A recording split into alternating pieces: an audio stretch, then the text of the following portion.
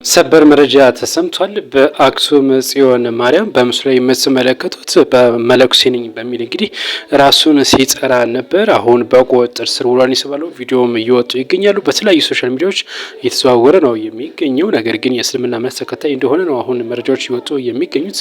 እናም ለበርካታ ጊዜያት እንግዲህ ሲያጭበረበር እንደነበረም ጭምር ነው እየተነገረው። ጥርሱንም ብሬስ ተሰርቶ መለኩሴ ነኝ በማለት በተለያዩ ቤተክርስቲያናት በመግባት እንግዲህ ሲያጭበረበር ነበር። እናም በአክሱም ጽዮን ማርያም እንግዲህ ቀኑ ደርሶ በቁጥጥር ስር ውሏል ነው የተባለው። መጨረሻ ላይ ቪዲዮውን ምን መጋብዛችኋለሁ እና በቁጥጥር ስር ውሎ ለህግ እንዲቀርብም እንግዲህ እየተሰራ ነው የሚገኘው ማለት ነው። እጅግ አሳዛኝ መረጃ ነው። ቤተክርስቲያን እንደዚህ ባሉ እንግዲህ ወንበዴዎች መጫወቻ መሆኗ ብዙዎችን የሚያስቆጣ ጉዳይ እንደሆነ ይታወቃል።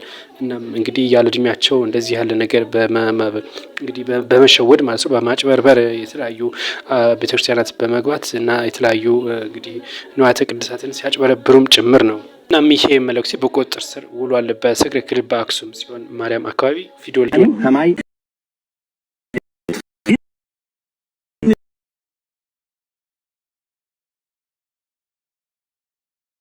የቻይና የውጭ ጉዳይ ሚኒስትር ሊንጂያን በዛሬው ዕለት መግለጫ ሰጥተዋል። ቃል አቀባዩ እንዳሉት ከሆነ ሶስቱ ሀገራትን ለማደራደር እኛ ፍላጎት አለን ሲል ነው እንግዲህ የቻይና መንግስት በውጭ ጉዳይ ሚኒስትር ቃል አቀባይ በኩል ይህንን መግለጫ ያወጣው። በመግለጫውም እንግዲህ ሲቀጥል ማለት ነው እንደሚታወቀው በነዳጅ ላይ ወይም ደግሞ በኃይል ላይ ብቻ መሰረት ያደረገ ጦርነት ምንም አይነት ውጤት አያስገኝም፣ እንደዚሁም ቀጠናውን ላልተገባ ቀውስ ነው የሚያጋልጠው ሲል ነው እንግዲህ ቻይና ውጭ ጉዳይ ሚኒስትር መግለጫውን እያወጣ ማለት ነው። በዚህም እንግዲህ እኛ ሶስቱ ሀገራትን ለማደራደር ፍላጎት አለን፣ ፈቃደኛ ከሆነ እናደራድራለን ሲሉ ነው የገለጹት።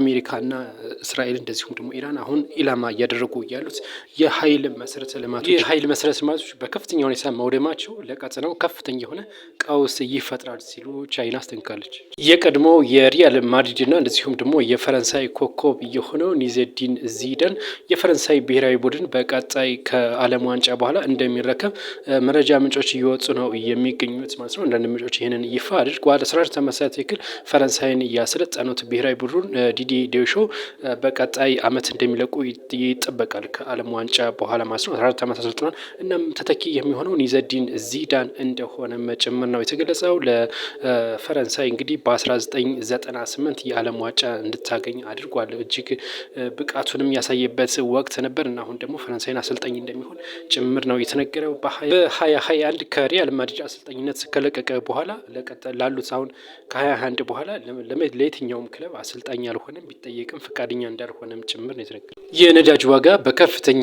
ሁኔታ ቅናሽ ማሳየቱን የተነገረው ዶናልድ ትራምፕ በኢራን ላይ የሚደርሰውን የኃይል መሰረተ ልማት ማውደም ወይም ደግሞ ጥቃት ማድረስ ለ5 ቀናት ያክል ካራዘሙ በኋላ ነው የነዳጅ ዋጋ ከ$114 ወደ $97 ዝቅ ያለው ነው የተባለው። ከዚህ ጋር በተገናኘ እንግዲህ ከኢራን ጋር ድርድር ጀምረናል ማለታቸውንም ተከትሎ ነው እንግዲህ ቅናሽ ያሳዩ ነው የተባለው። ነገር ግን ኢራን እስካሁን ይህንን ይፋ አላደረገችም፣ ከኛ ጋር ምንም አይነት ድርድር አላደረገችም አሜሪካ ስትል ነው ኢራን ይህንን ድርድሩን እያጣጣለችው ወይም ደግሞ ያስተባበለችው ነው የተባለው። እንደሚታወቀው 48 ሰዓት መስጠቱ ይታወቃል ለኢራን ማለት ነው ሆርሙዝ ሰርጥን እንድትከፍት። ነገር ግን እስካሁን እንግዲህ ሰዓቶቹ እየሄዱ ነው። እስካሁን ምንም ነገር አዲስ ነገር አልተፈጠረም።